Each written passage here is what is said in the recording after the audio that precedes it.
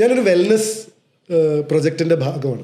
ആത്മാ വെൽനസ് എന്ന് പറഞ്ഞിട്ടുള്ള കേരളത്തിൽ തന്നെ ഒരു 6-7 OP ക്ലിനിക്കുകളും ഇപ്പോൾ വളർന്നുകൊണ്ടിരിക്കുന്ന കുറേ IP ക്ലിനിക്കുകളൊക്കെയുള്ള ഒരു വെൽനസ് സെൻ്ററാണ് ആത്മ.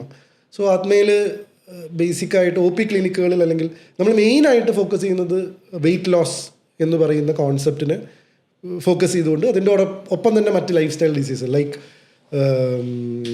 ഈ ഫാറ്റി ലിവർ, PCOD, തൈറോയിഡ് പോലെയുള്ള സംഭവങ്ങളെല്ലാം കൃത്യമായ ഡയറ്റും കൃത്യമായ വർക്കൗട്ടും ഫുഡ് സപ്ലിമെൻറ്റ്സും വെച്ചിട്ട് ക്യൂർ ചെയ്തുകൊണ്ടിരിക്കുകയാണ്. നേച്ചുറോപ്പതിൻ്റെയും ആയുർവേദയുടെയൊക്കെ ഒരു കോമ്പിനേഷനാണത്. അപ്പോൾ വളരെ ജെനുവിനായിട്ടൊരു set of doctors, doctor Abhijith കർമ്മയാണ് ഇത് ഹെഡ് ചെയ്യുന്നത്. അപ്പോൾ അദ്ദേഹത്തിൻ്റെ കീഴിലുള്ള ഒരു സെറ്റ് ഓഫ് ടീം ഇതിനായിട്ട് വർക്ക് ചെയ്യുന്നുണ്ട്. അമേസിങ് റിസൾട്ട്സ് പ്രൊവൈഡ് ചെയ്യുന്നുണ്ട്. ഇപ്പോൾ 4ാമത്തെ കൊല്ലമായി. ചുരുക്കി പറഞ്ഞാൽ 4 കൊല്ലം കൊണ്ട് 1 ലക്ഷം കിലോ കുറച്ചു എന്നാണ് പറയുന്നത്. അത്രയും ആൾക്കാരെ അത്രയും വെയിറ്റ് കുറയ്ക്കാൻ അത് സഹായിച്ചു. അപ്പോൾ കോട്ടയത്തൊക്കെ ആൾക്കാർ പോയി സ്റ്റേ ചെയ്തിട്ട് 3 ദിവസം 5 ദിവസം 7 ദിവസം ചികിത്സ എടുക്കുന്നുണ്ട്. കൊച്ചി, തൃശ്ശൂർ, കോഴിക്കോട് പോലെയുള്ള സ്ഥലങ്ങളിലും കൊല്ലത്തൊക്കെ ആളുകൾ പോയി 1 ദിവസം 2 ദിവസം 3 ദിവസമൊക്കെ ആയിട്ട് മീൻസ് കിടത്തി ചികിത്സ ഉണ്ടാവില്ല, മെസ്സാജസ്, ആയുർവേദ ഓത്തൻറ്റിക് മെസ്സാജസ് എടുക്കുന്നുണ്ട്.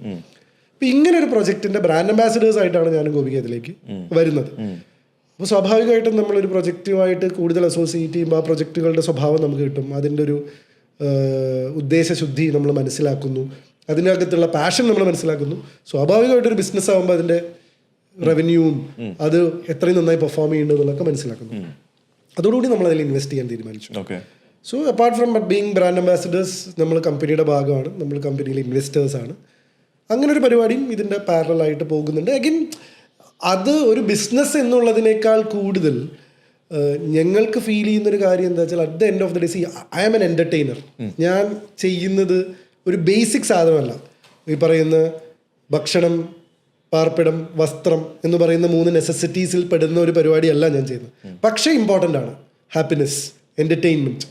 കോവിഡ് സമയത്ത് ഞാൻ റിയലൈസ് ചെയ്തൊരു സാധനം എന്ന് പറയുന്നത് ഇപ്പോൾ മെഡിക്കൽ, പോലീസ് ഡിപ്പാർട്ട്മെൻറ്റുകളൊക്കെ ആയിരുന്നു ഏറ്റവും ഇമ്പോർട്ടൻ്റ് ആയിട്ടുള്ള സമയം. പക്ഷെ അത്ര ഇമ്പോർട്ടൻ്റ് ആയിട്ടുള്ള ഒരു എലമെൻ്റ് ആയിരുന്നു എൻ്റർടൈൻമെൻറ്റ് ഇൻഡസ്ട്രി എന്ന് പറയുന്നത്. കാരണം ആളുകൾ അവിടെ വീട്ടിൽ ലോക്കായി പോയപ്പോൾ അവർ മാനസിക നില തെറ്റാതെ സൂക്ഷിച്ചത് ഒന്നുകിൽ കുക്കിങ്ങിലൂടെ ആയിരിക്കാം, അല്ലെങ്കിൽ അതുപോലും അല്ല അപ്പോഴും YouTube channel, cinema, web series പരിപാടികൾ, ഇതായിരുന്നു ക്രിയേറ്റിവിറ്റി പുറത്തു വന്ന സമയം. എക്സാക്ട്ലി.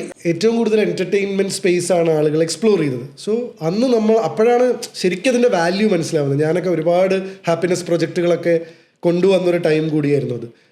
സോ അതിലുപരി ഈ ലൈഫ് സ്റ്റൈൽ എന്ന് പറയുന്നത്, അല്ലെങ്കിൽ ലൈഫ് സ്റ്റൈൽ ഡിസീസ് എന്ന് പറയുന്നത് ഏറ്റവും കൂടുതൽ സംഭവിക്കുന്നതും അതിന്റെ പ്രശ്നങ്ങൾ കാണുന്നതും അനുഭവിക്കുന്നതും നമ്മളെപ്പോൾ ആൾക്കാരും കൂടിയാണ്. സോ ഞാൻ അതാ ഞാൻ പറഞ്ഞു വരുന്നത്. നിങ്ങൾ പറഞ്ഞില്ല നേരത്തെ, ഞാൻ വർക്ക് ചെയ്ത് തുടങ്ങിയാൽ ചിലപ്പോൾ വെള്ളം പോലും ഇത്രയും നേരമായിട്ട് നിങ്ങൾ ഒരു ഗ്ലാസ് കുടിച്ചിട്ടില്ല.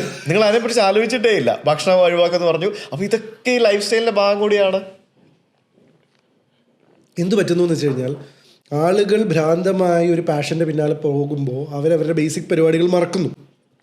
അപ്പോഴാണ് ഇത് സംഭവിക്കുന്നത്. അപ്പോൾ ഞാൻ മനസ്സിലാക്കുന്നത് ഈ ഒരു എൻ്റർടൈനേഴ്സാണ് ഞങ്ങൾ. ആളുകൾക്ക് മാനസികമായ ഒരു ഹാപ്പിനെസ് കൊടുക്കുന്ന ഒരു വ്യക്തിയാണ്. അതുമായിട്ട് അടുത്ത് നിൽക്കുന്ന വേറൊരു സ്വഭാവമാണ് Atma wellness. Because at the end of the day it's wellness and lifestyle. ഗോപിയയ്ക്കും ഇതിൽ പ്രത്യേക ഇൻട്രസ്റ്റ് ഉണ്ട്. At the end of the day she is an Ayurveda doctor. അപ്പോൾ അവൾ പഠിച്ചതാണ്, അവൾ പ്രാക്ടീസ് ചെയ്യണമെന്ന് ആഗ്രഹിച്ചൊരു വ്യക്തിയാണ്. അതേപോലെ പാഷൻ ഇതിലുള്ളതുകൊണ്ട് ഇത് വേണോ അത് വേണോ എന്നുള്ള കൺഫ്യൂസ്ഡ് ആയിട്ടിരിക്കുന്ന സമയത്താണ് ഇങ്ങനെ ഒരു സംഭവം വരുന്നത്.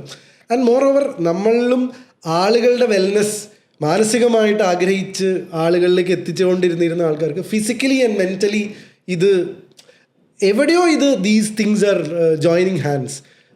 വെൽനെസ് എന്ന് പറയുന്നതും എൻ്റർടൈൻമെൻറ്റ് എന്ന് പറയുന്നതും വെൽ ബീയിങ് എന്ന് പറയുന്നതും at the end of the day ഞങ്ങളും ഗിഫ്റ്റിംഗ് വെൽനെസ് തന്നെയാണ്.